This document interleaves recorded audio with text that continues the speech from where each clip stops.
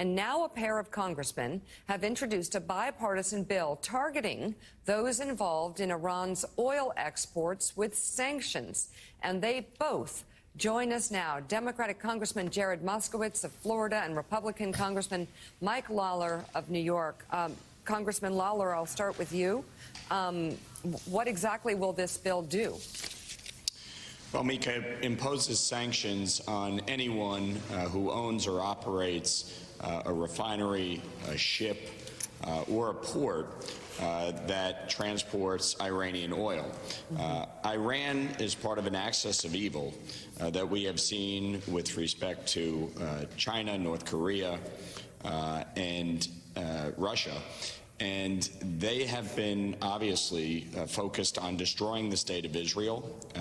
This most recent announcement, obviously, the threat is very clear, what they are seeking to do. And they have been funding terrorism and their nuclear weapons program through the exports of oil. And so this would impose sanctions on anyone who helps them in that effort. And it's critically important that we stop what they are doing, both in terms of funding terrorism and their weapons programs. Congressman Moskowitz, you're here in a bipartisan fashion. Is there bipartisan support for the bill? Yeah, thanks, Mika. No, there is bipartisan support for the bill. I mean, you know, there is still a lot of bipartisan support up here on the Hill when it comes to foreign policy. You know, this is an issue that is not just about, the Middle East politics and obviously the state of Israel, but it's all about what's happening also in the Ukraine war, because as we know, Iran has been making drones that the Russians are using in the Ukraine war. So Iran is a destabilizing force in the region, and this will expand current sanctions on them. This is going to mainly attack China, because that's who's buying a lot of this oil from Iran, and that's how they're funding all of this together. And Congressman Lawler, your colleague there just set up my question here. Tell us the impact of China. We know there are very few things right now that bring together Republicans and Democrats on the Hill, but China is one of them. There's been real concern voiced by both parties about their growing influence. So tell us a little bit more about the impact this could have, directly or indirectly, on Beijing. Well, China is our greatest geopolitical foe, and obviously there has been broad bipartisan support with respect to taking on China, creating this select committee on the competition between the Chinese Communist Party and the United States. But look, as I said, they are in cahoots with North Korea, with Iran, with Russia. And just look what they did recently with Saudi Arabia and bringing them to the table with Iran. Their entire intent is to undermine the United States and our allies in the region and around the globe.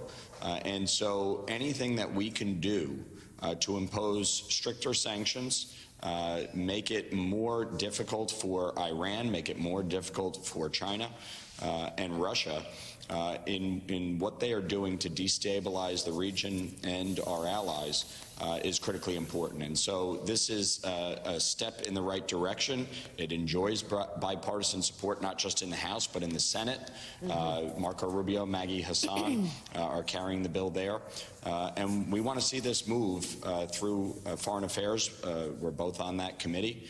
And to the House floor for a vote as expeditiously as possible. So, Mike, I know you have the next question, but just some news about China real quick. China and Cuba have reached a secret agreement for China to establish an electronic eavesdropping facility on the island. The Wall Street Journal, citing U.S. officials familiar with highly classified intelligence, reports the facility would allow Chinese intelligence services to scoop up electronic communications throughout the southeastern U.S., where many military bases are located, and monitor U.S. ship traffic.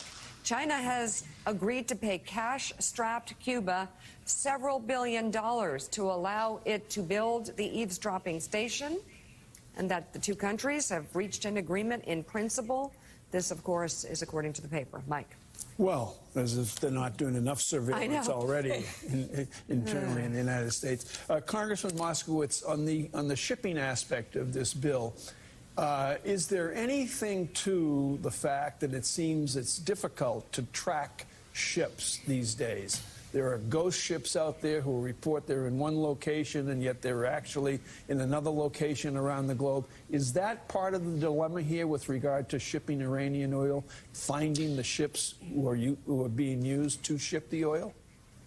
Yeah, no, great question. It's part of the dilemma, but that's why this is also going after the processing facilities, because this oil has to be processed into petroleum. So by going after the processing facilities with additional sanctions there, that's one way to stopgap. But look, no doubt, obviously, every time we put in sanctions, they try to figure out a way around it. That's why we're trying to close the gap on this one from the previous sanctions that currently they're trying to work around.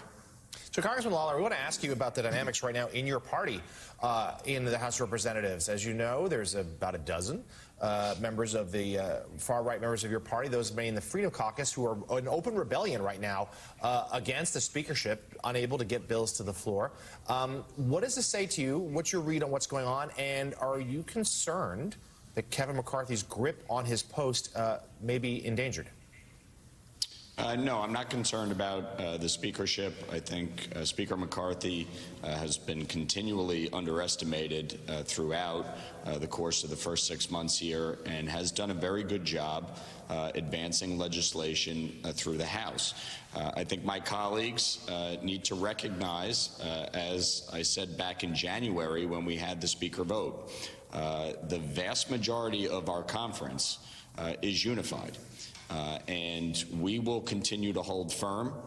We're not going to be overrun by a handful of folks. You have to work as colleagues. You have to work in good faith. And I think when they get over their little temper tantrum, they need to show up to do their job come Monday, because I will be here to do mine, and that's what I expect of all of my colleagues that were elected to represent the people of this country. All right, Republican Congressman Mike Lawler of New York and Democratic Congressman Jared Moskowitz of Florida. Thank you very much for being on this morning. We appreciate it.